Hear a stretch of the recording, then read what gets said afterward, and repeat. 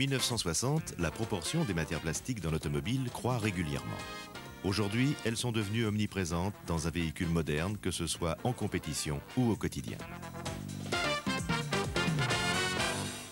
Les matières plastiques sont devenues incontournables dans les secteurs tels que l'habillage intérieur des véhicules, le style extérieur, l'équipement électrique, certaines pièces de carrosserie et de mécanique.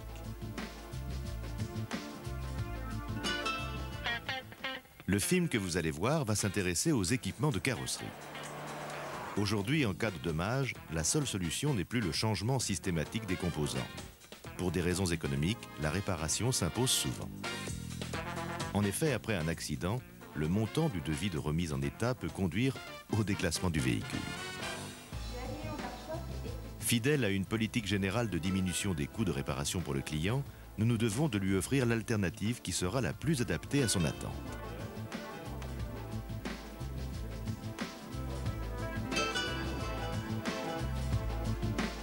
Les matières plastiques sont des matériaux à structure complexe élaborés par distillation de pétrole. Ce sont les différences dans les modes de traitement qui donnent naissance à l'une ou l'autre des deux familles fondamentales de matières plastiques, les thermoplastiques et les thermodurcissables. C'est cette classification qui nous guidera dans notre approche en termes de réparation et de mise en peinture.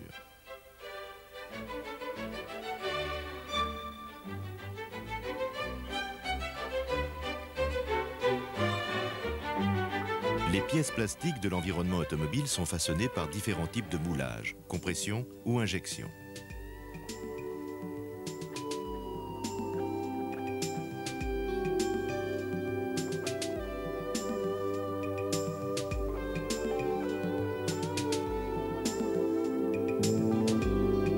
Les thermodurcissables et les thermoplastiques utilisent ces méthodes.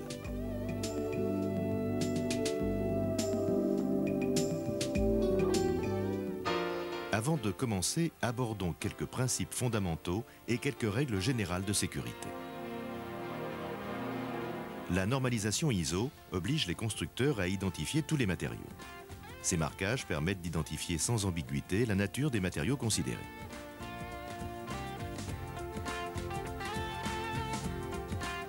Les matières plastiques peuvent subir des déformations sous l'action de la chaleur.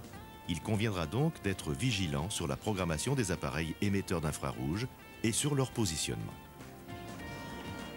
Lors des opérations de ponçage, des manipulations de produits et des pistolages, il conviendra de respecter les consignes de sécurité et de porter les équipements de protection.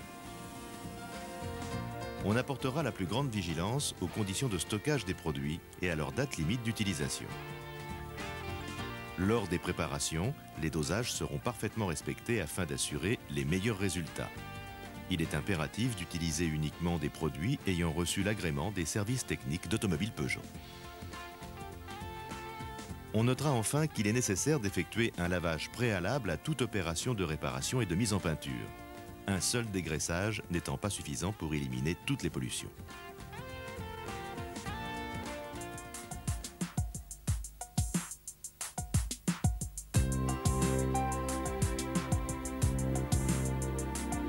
Réparation des thermodurcissables, réparation d'une éraflure profonde. Cette opération peut se faire par l'extérieur de l'élément endommagé. Sa dépose n'est donc pas utile. Déposez les monogrammes si nécessaire. On utilisera pour cette opération un kit de réparation et des mastiques. Dégraisser.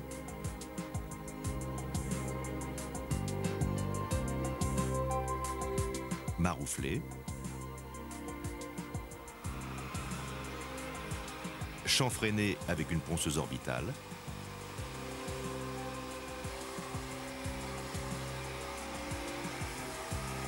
le chanfrein réalisé devra toujours atteindre le fond de l'éraflure. Dégraisser à l'acétone.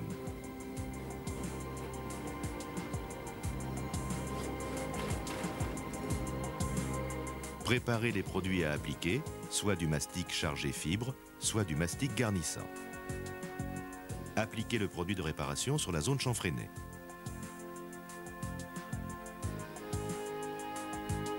Laisser polymériser. Afin d'optimiser les temps de polymérisation, l'emploi d'émetteurs infrarouges est recommandé. Procéder au dressage. Poncer à la cale ou à la ponceuse vibrante de manière à obtenir un léger creux. Ce léger creux sera dans tous les cas compensé dans la phase suivante avec le mastic polyester de finition. Terminer la réparation au mastic polyester de finition. Laisser polymériser. Les infrarouges sont recommandés. Poncer à la ponceuse vibrante. Appliquer un guide de ponçage. Finir le ponçage à la cale à main. Dans le cas d'une éraflure superficielle, la réparation pourra se faire avec le seul mastic de finition. Contrôler la forme initiale.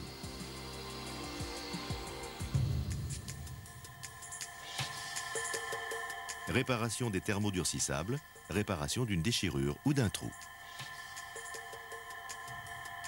Cette réparation implique un travail sur les deux faces de l'élément endommagé. Sa dépose facilite l'opération. On utilisera pour cette opération un kit de réparation et des mastiques. Commencez la réparation par l'intérieur de l'élément. Dégraisser. Chanfreiner par l'intérieur avec une ponceuse orbitale jusqu'à ce que les fibres cassées soient entièrement éliminées.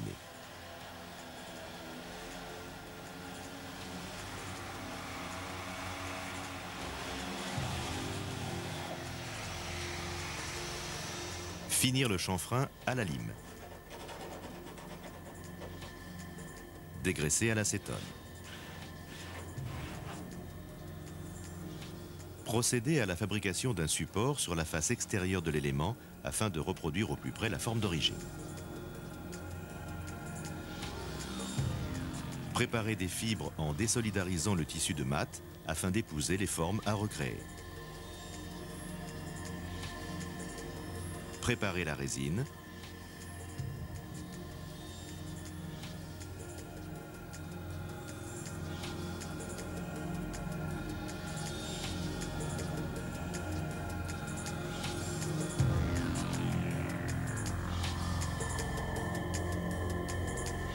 Imprégner la zone à réparer avec la résine.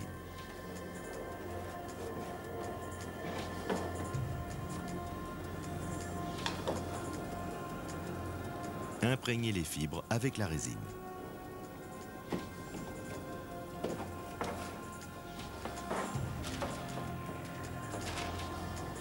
Mettre en place les fibres. Procéder au débulage à l'aide d'un pinceau.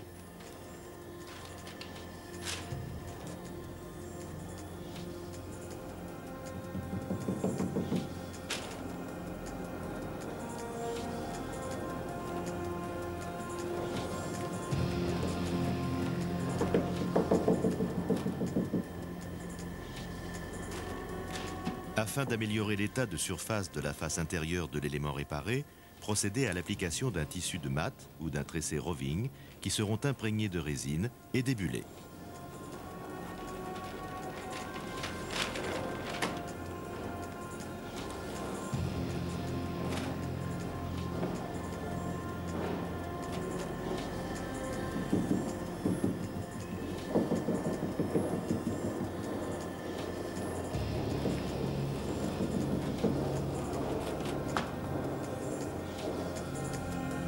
Laisser polymériser. L'emploi d'émetteurs infrarouges est recommandé. Déposer le support. Contrôler l'état de surface. Procéder à un dressage éventuel.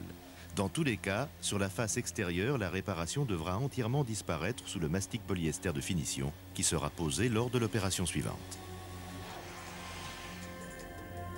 Terminer l'opération au mastic polyester de finition et laisser polymériser suivant la méthode déjà décrite. L'opération sera menée en une ou deux couches suivant l'état de surface. Réparation des thermoplastiques, technique par soudure. Cette séquence décrit un rappel des méthodes de réparation par soudage.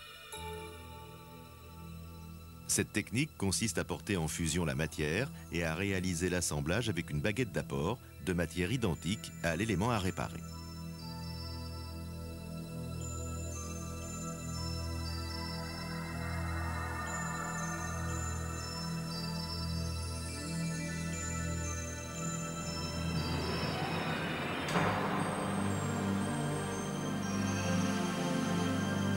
Réparation des thermoplastiques, technique chimique, cas d'une éraflure.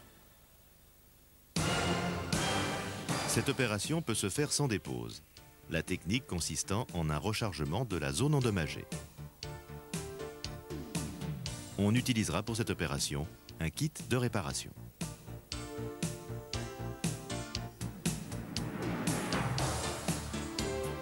Dégraisser. Poncer à la ponceuse orbitale de façon à atténuer fortement les raflures.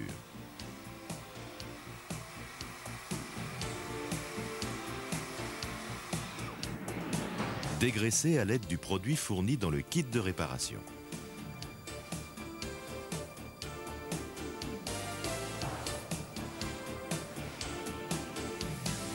Souffler et sécher.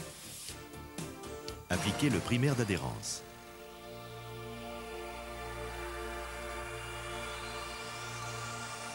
Laissez sécher à température ambiante sans soufflage. On n'utilisera pas les premiers centimètres de produit, celui-ci n'étant pas parfaitement homogène. Procédez à l'application du produit de réparation à l'aide du pistolet et de la buse mélangeuse en débordant légèrement de la zone à réparer.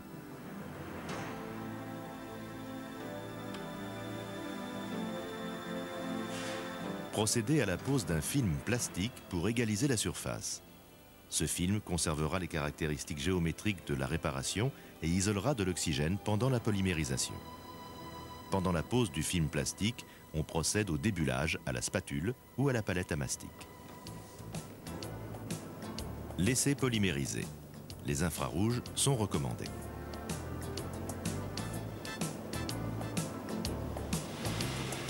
Déposez le film plastique. Procédez au dressage par ponçage à la cale ou à la ponceuse vibrante. S'il reste quelques irrégularités, celles-ci seront éliminées avec un mastic de finition.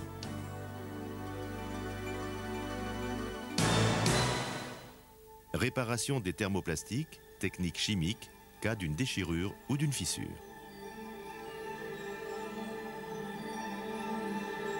Cette opération, qui doit se pratiquer à la fois par l'intérieur et par l'extérieur de la pièce, oblige à une dépose de l'élément endommagé. On utilisera pour cette opération un kit de réparation.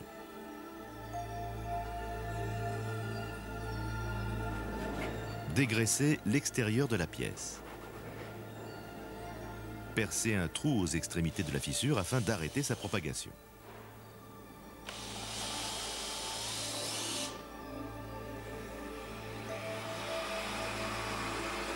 Chanfreiner sur le pourtour de la fissure à la ponceuse orbitale.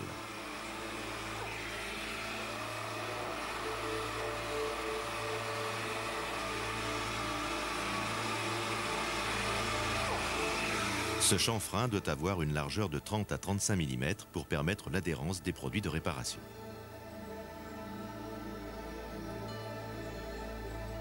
Maroufler. Poncer pour éliminer éventuellement la peinture sur une large zone autour de la fissure. Dégraisser l'intérieur de la pièce.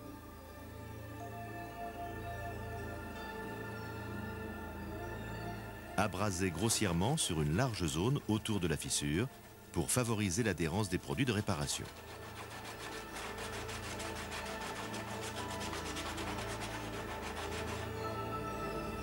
Dégraisser les faces intérieures et extérieures de la pièce à l'aide du produit fourni dans le kit de réparation.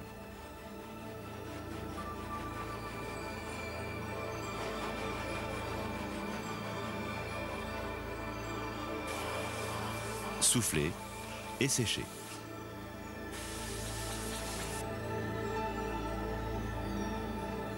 Appliquez le primaire d'adhérence sur l'intérieur et l'extérieur de la pièce.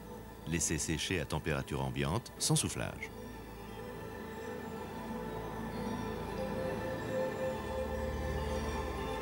Découpez la toile auto-adhésive de renforcement de dimension légèrement supérieure à celle de la zone endommagée. Collez la toile sur la partie endommagée à l'intérieur de la pièce.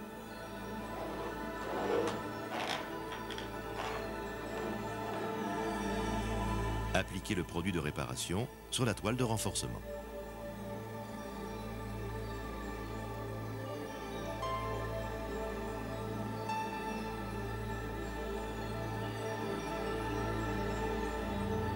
Lissez à la spatule ou à la palette à mastic.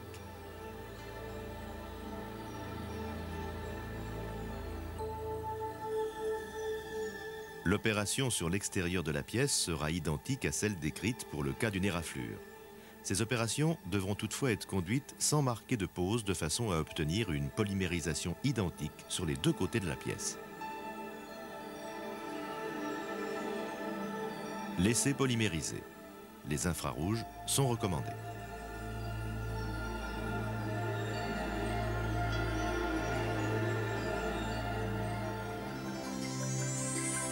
Réparation des thermoplastiques, technique chimique, cas de réparation d'une fixation latérale.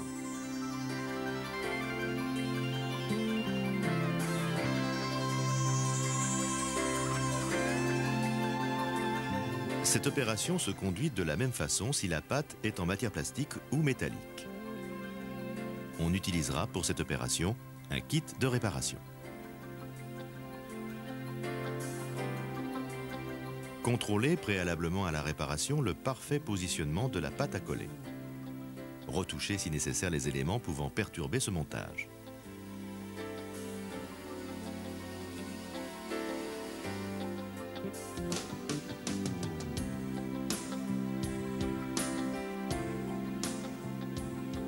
Abrasez grossièrement le support à réparer sur une large zone pour favoriser l'adhérence des produits de réparation.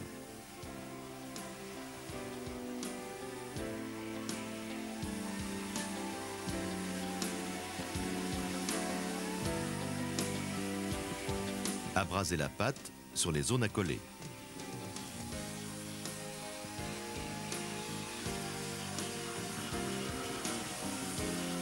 Dégraissez à l'aide du produit fourni dans le kit de réparation.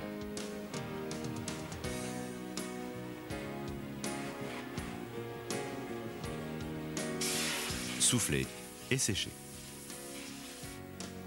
Appliquez le primaire d'adhérence sur le support et sur la pâte. Laissez sécher à température ambiante. Appliquez le produit de collage par extrusion au regard des zones de collage.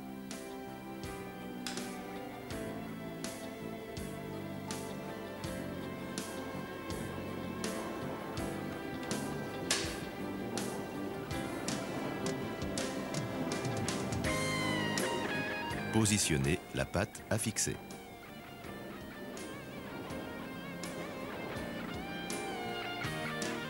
Remodelez des plots de fixation par extrusion du produit de collage.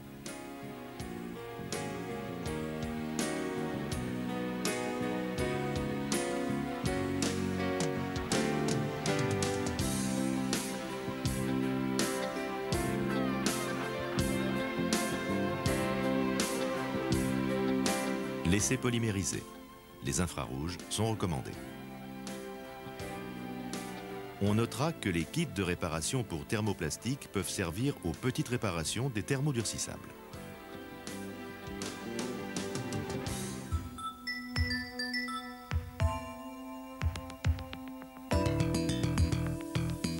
Comme pour les techniques de réparation, les modes de mise en peinture seront différents suivant que l'on aura affaire à des thermodurcissables ou à des thermoplastiques.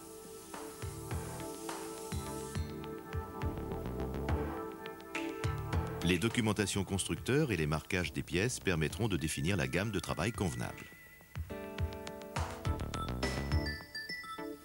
Les différences de composition chimique des thermodurcissables et des thermoplastiques imposent des techniques de mise en peinture adaptées, voire spécifiques.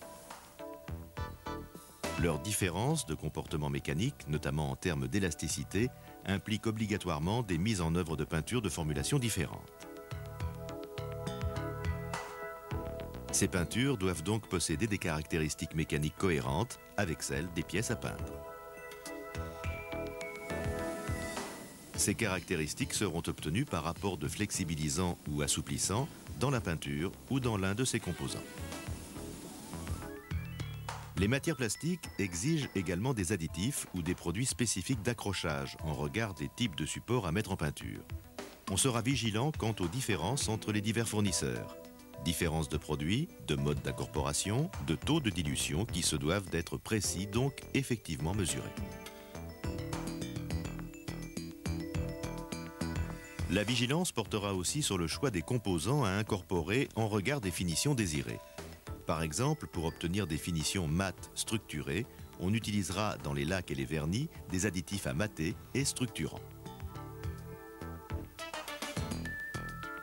On notera que pour la préparation des surfaces, le dégraissage des plastiques se fait toujours à l'aide de dégraissants antistatiques.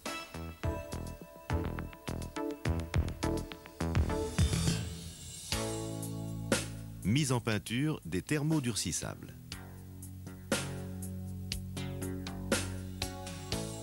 Les opérations de mise en peinture des pièces en thermodurcissable seront conduites à l'identique de celles des pièces tôles de carrosserie. Dégraisser,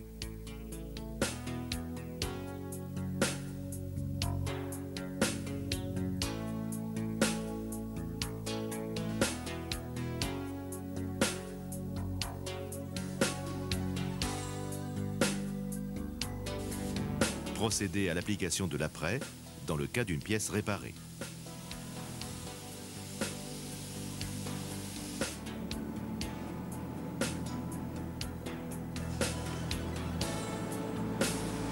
Poncer après l'application d'un guide de ponçage. On rappellera que les ponçages doivent toujours se faire à sec.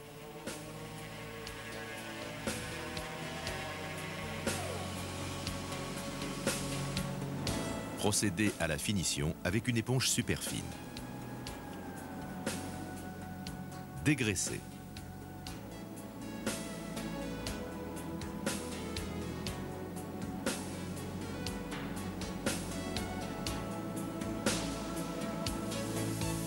Procéder à l'application d'une laque brillant directe ou d'une laque bicouche suivant la finition désirée.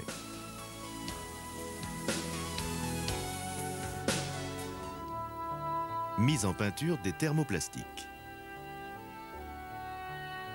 Dans le cas des thermoplastiques, l'identification de la matière composant l'élément à peindre est ici capitale.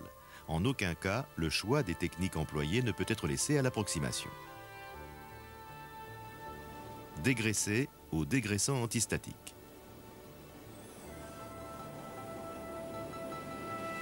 Dépolir à sec avec aspiration.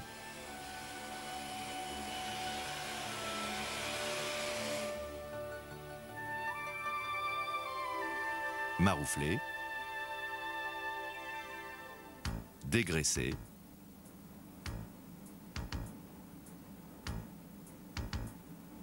procéder à l'application du primaire d'adhérence. Le séchage du primaire se fera à température ambiante. Appliquer l'apprêt en une ou deux couches si nécessaire, puis le poncer. On notera que les excès d'épaisseur sont préjudiciables à l'adhérence. On aura donc soin d'appliquer les différents produits en couches fines.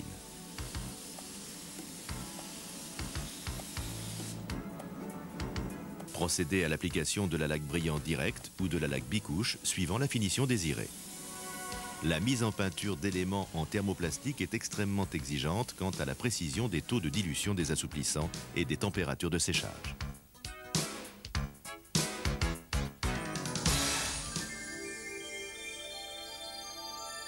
Mise en peinture des thermoplastiques, cas particulier des polypropylènes.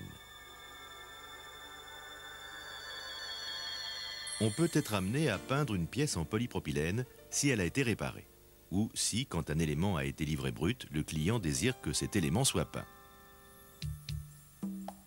La mise en peinture d'une pièce en polypropylène implique systématiquement, du fait de sa structure chimique, une préparation spécifique, le flammage. Le flammage a pour action d'oxyder la matière. Cette oxydation de surface permet l'accrochage des produits appliqués ultérieurement. Pour des raisons de sécurité évidentes, les opérations de flammage ne devront absolument pas être effectuées dans des zones où se trouvent des produits inflammables. Dégraissez l'élément à peindre au dégraissant antistatique.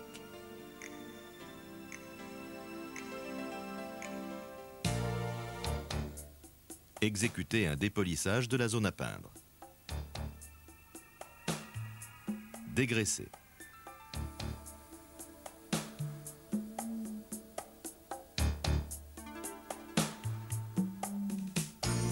Procédez au flammage sur toute la surface de la pièce recevant une couche de peinture. La flamme sera tenue à une distance de la pièce de 40 à 50 mm et passée à une vitesse de 1 mètre en 3 à 4 secondes. On notera que les zones réparées ne doivent pas être flammées.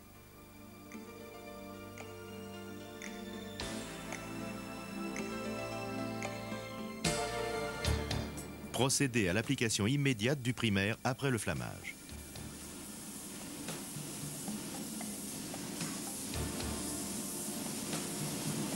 Procédez à un apprêtage sur les parties réparées.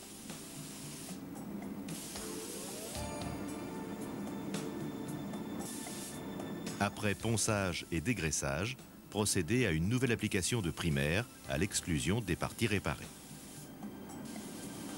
La mise en peinture sera conduite suivant le mode opératoire déjà décrit pour les thermoplastiques en général.